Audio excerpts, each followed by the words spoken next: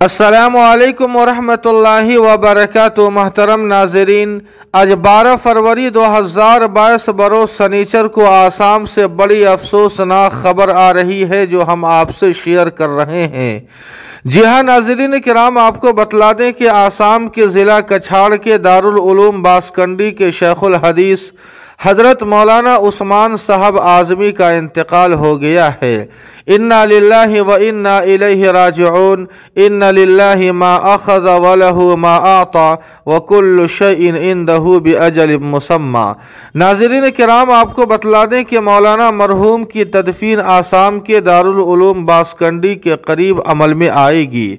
मौलाना मरहूम की ज़्यादातर तालीम अज़हर हिंद दारुल उलूम देवबंद में हुई है और मौलाना मरहूम दारुल उलूम देवबंद के साबिक़ नायब मुहतमिम उस्ताज़ुना अल मरहूम हज़रत मौलाना अब्दुल खालिक साहब संभली अलैहिर्रहमा के साथियों में थे।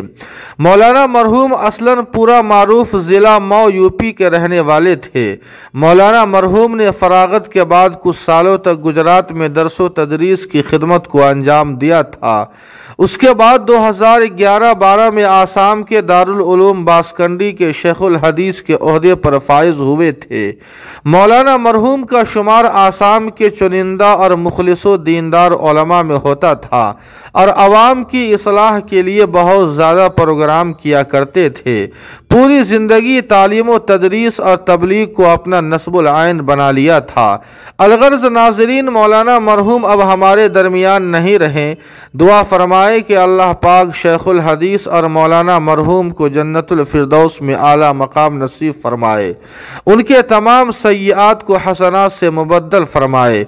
जी हाँ नाज़रीन किराम, आपसे गुजारिश है कि मौलाना मरहूम की मग़फ़िरत के लिए दुआया जुमला ज़रूर कमेंट करें, वीडियो को लाइक और शेयर करें और कासमी जीके को सब्सक्राइब करना न भूलें। वस्सलामु अलैकुम वरहमतुल्लाह।